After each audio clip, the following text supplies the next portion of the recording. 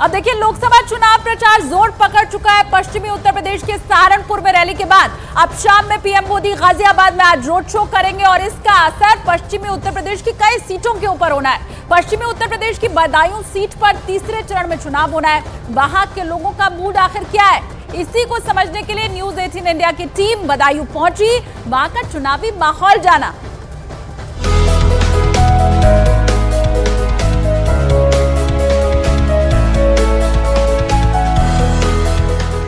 पश्चिमी उत्तर प्रदेश का बदायूं शहर हमेशा से ही सपा का गढ़ रहा है और 1996 में जब मुलायम सिंह यादव ने इस शहर का रुख किया तब बनाया इसको अपना गढ़।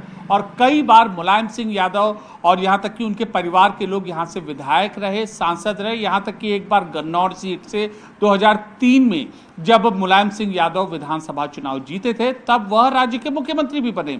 फिलहाल इस वक्त हम यहाँ पर मौजूद हैं बदायूं के पेपरमेंट उद्योग के लिए, और पेपरमेंट उद्योग जो है वह देश भर में प्रसिद्ध है और पूरे देश में यहीं से सप्लाई होती है। आप देखिए ये तस्वीरें, यहाँ पर ये पेपरमेंट उद्योग से जुड़े हुए जो उत्पाद है वह बनते हैं। यह ड्राई पेपरमेंट है और अलग अलग कोडिंग करके इसको जो विभिन्न उत्पादों में है वो उसमें परिवर्तित किया जाता है।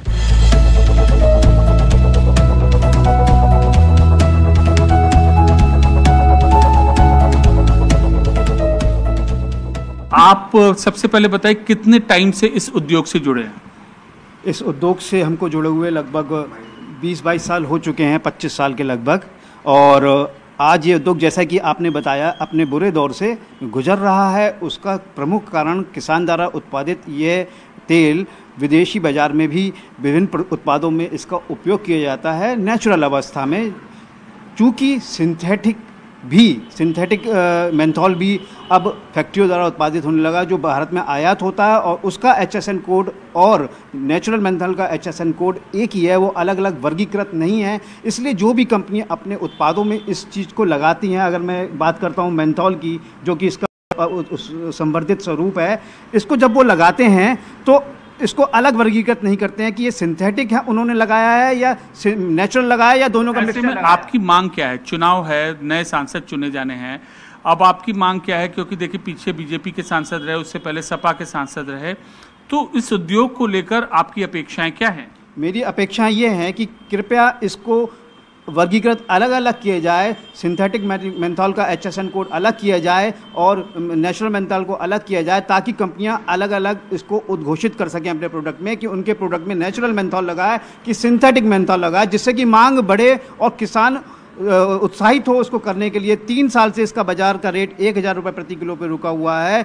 जिसके कारण इसकी फसल आधी से भी कम हो गई है और हम लोगों का व्यापार चौपट हो चुका है।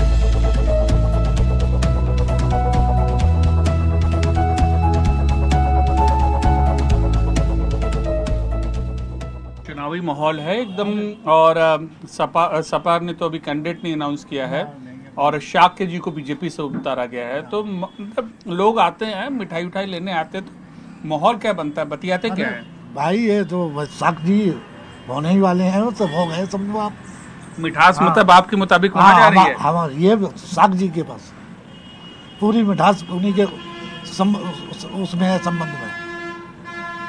तो आप देख सकते हैं कि ये जो पेड़ा है इस तरीके से बन रहा है और लोग भी बड़े चाव से यहाँ पर आते हैं और पेड़े का स्वाद लेते हैं, और हम इनसे भी जानने की कोशिश करते हैं। ये बताइए सर, इस पेड़े जो ये पेड़ा है इतना ये स्वादिष्ट तो मुझे भी बहुत लगा, तो अभी ये चुनावी माहौल में इसकी मिठास किस कदर कारगर साबित होगी? मिठास तो भाजपा के लिए साबित होगी, माननीय मोदी जी के और योगी जी के लिए होगी, क्योंकि ये राष्ट्रवाद का चुनाव है और परिवारवाद का। बदायूं में राष्ट्रवाद और परिवारवाद का चुनाव है। एक तरफ बाप बेटे भाई और एक तरफ किसान का बेटा है दुर्विजय सिंह शाक्य। आपका क्या कहना है? बदायूं में भाजपा का रंग अच्छा है। सपा तो अपना कैंडिडेट ही नहीं दे पा रही है, कभी एक को देती है फिर दूसरे का फिर तीसरे का। बदायूं में जब भी पहले भी भाजपा का कैंडिडेट जीता था और इस बार भी भाजपा ही जीतेगी बदायूं में।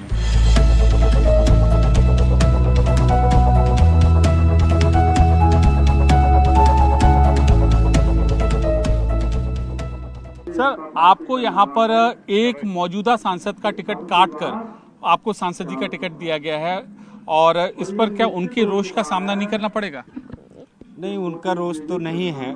वो जब मैं बदायूं में पहली बार आया था तो मेरे साथ यहाँ बैठकर आई थी, मेरे हर कार्यक्रम में वो मेरे साथ है। और यहाँ पर जो आपके अपोनेंट्स हैं, जो विरोधी हैं, शिवपाल यादव जी हैं और अभी चर्चा ये है कि उनके बेटे चुनाव लड़ रहे हैं, तो ऐसे में क्या आपकी यूएसपी है जो उन पर भारी पड़ेगी? देखिए, आप सब जानते हैं पूरे देश भर में अभी नरेंद्र मोदी जी का जादू चल रहा है। नरेंद्र मोदी जी गरीब कल्याण के लिए जाने जाते हैं। देश भर में उन्होंने इतना बड़ा काम किया है कि आज जनता जनार्दन का उनके प्रति भरोसा है, विश्वास है। उत्तर प्रदेश में योगी जी के शासन में आज आम नागरिक खुशहाल है और गुंडई से मुक्त उत्तर प्रदेश हो गया है। तो ऐसे में जो भी हमारे सामने लड़ रहे हैं उन सब के बारे में मुझे कुछ कहना नहीं है। वो सब लोग जैसे पहले एक आए, अब दूसरे वालों ने भी मना कर दिया हम लड़ेंगे नहीं, अब तीसरे का नंबर आ रहा है। देखते हैं तीसरा वाला लड़ पाएगा या नहीं लड़ पाएगा।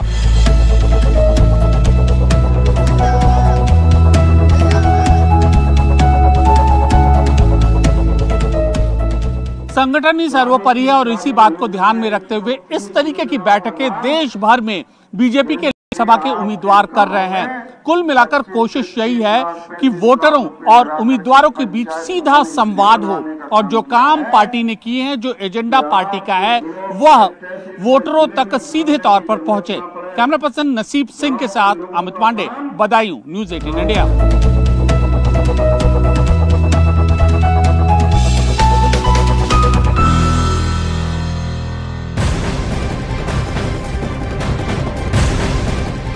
न्यूज़ 18 को दिए इंटरव्यू में रक्षा मंत्री राजनाथ सिंह ने आतंकवाद के खिलाफ एक्शन को लेकर जो बातें कही हैं, उस पर पाकिस्तान की प्रतिक्रिया अब सामने आई है। पाकिस्तान ने रक्षा मंत्री के इंटरव्यू का जिक्र करते हुए ये कहा कि ये उकसाने वाली टिप्पणी है। राजनाथ सिंह ने कहा था कि अगर आतंकी भारत में वारदात के बाद पाकिस्तान भाग जाते हैं तो फिर हम उन्हें घुस कर मारेंगे। राजनाथ सिंह के इस बयान पर पाकिस्तान की तरफ से अब आपत्ति जताई गई है।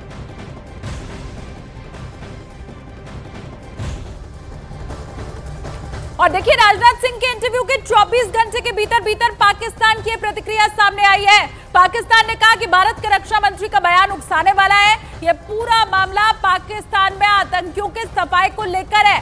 पाकिस्तान में लगातार आतंकवादी घटनाएं हो रही हैं, हत्याएं कर रहे हैं आतंकवादी। ब्रिटेन के अखबार द गार्डियन ने अपनी एक रिपोर्ट में दावा किया कि भारत उसके खिलाफ साजिश रचने वाले पाकिस्तान के आतंकवादियों को चुन चुन कर मार रहा है और 2020 से लेकर अब तक 20 आतंकियों को मौत की नींद सुला दिया गया है। यह भारत की सरहद पर हुए हमलों का जवाब है और इसी को लेकर न्यूज़ 18 के editor in chief Rahul Joshi ने रक्षा मंत्री राजनाथ सिंह से सवाल किया था और राजनाथ सिंह ने जो जवाब दिया उसी से पाकिस्तान बुरी तरह बौखला उठा।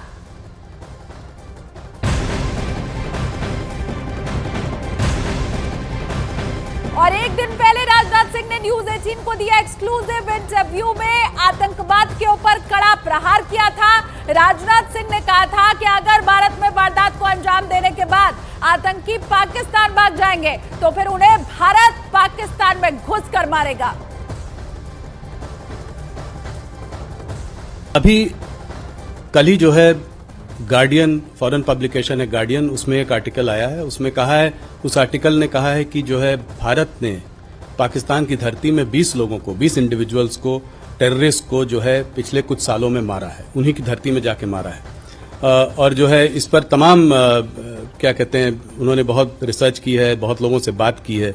ये पहले हम लोगों के बारे में कनाडा में भी बोला गया, यूएस में भी ये चर्चा हुई पहले, पर पाकिस्तान की ये नई चर्चा है, 20 लोग। तो इसको आप कैसे देखते हैं कि ये क्या, उस आर्टिकल में ये भी कहा है कि जो है भारत जो है केजीबी और मुसाद से जो है काफी इन्फ्लुएंस्ड है, तो उनकी भी जो इंटेलिजेंस एजेंसी है, रॉ वगैरह, इस तरीके का काम कर रही है। कोई स्लीपर सेल है यूएई में, उसने जो है इसमें उसका रोल रहा है। और 20 लोगों को, मतलब एक आध लोग नहीं, 20 टेररिस्ट को जो है हमने कुछ सालों में मारा है। 20 टेररिस्ट को मारा? हाँ जी, मतलब टेररिस्ट कह लीजिए, लोगों कह लीजिए, पर वहां उनकी धरती में मारा है। कोई भी टेररिस्ट हमारे पड़ोसी देश से भारत को डिस्टर्ब करने की कोशिश करेगा जी, यहां पर ये आतंकवादी हरकतें करेगा तो उसका मुंह तोड़ जवाब देंगे। यदि वो भगकर पाकिस्तान में जाएगा तो पाकिस्तान में घुस कर मारेंगे। तो ये बात आप मतलब कह रहे हैं, जो प्रधानमंत्री भी कह रहे हैं कि अब वो भारत नहीं रहा जो कि बगल में खड़े होकर तमाशा देखता रहेगा, घर में घुस कर मारेगा। बिल्कुल, प्रधानमंत्री जी ने जो कहा है बिल्कुल सच कहा है, और यह ताकत है भारत की, और पाकिस्तान भी इसे समझने लगा है। वैसे भारत बराबर अपने पड़ोसी देशों के साथ अच्छे रिश्ते बनाकर रखना चाहता है, चाहे कोई भी हमारा पड़ोसी देश है।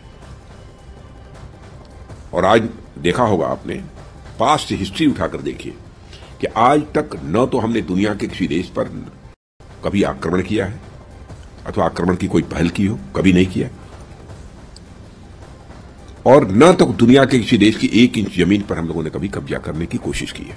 यह भारत का चरित्र रहा है जी। लेकिन भारत को बार बार कोई आंख दिखाएगा, भारत में आकर आतंकवादी गतिविधियों को बढ़ावा कर देने की कोशिश करेगा, तो उसकी खैर नहीं है। और वहीं सहारनपुर की रैली में उत्तर प्रदेश के मुख्यमंत्री योगी आदित्यनाथ ने भी आतंकवाद को लेकर पाकिस्तान पर कड़ा प्रहार किया। 2 दिन पहले ब्रिटेन के प्रतिष्ठित माने जाने वाले एक समाचार पत्र की एक रिपोर्टिंग, उसने जिक्र किया है 2021-22 में उन्होंने इस बात का उल्लेख किया है कैसे पाकिस्तान के अंदर चुन चुन करके आतंकवादी मारे गए थे और उन आतंकवादियों को कैसे नष्ट किया गया था। द गार्डियन की इस रिपोर्ट का स्रोत क्या है, यह वही बता सकता है।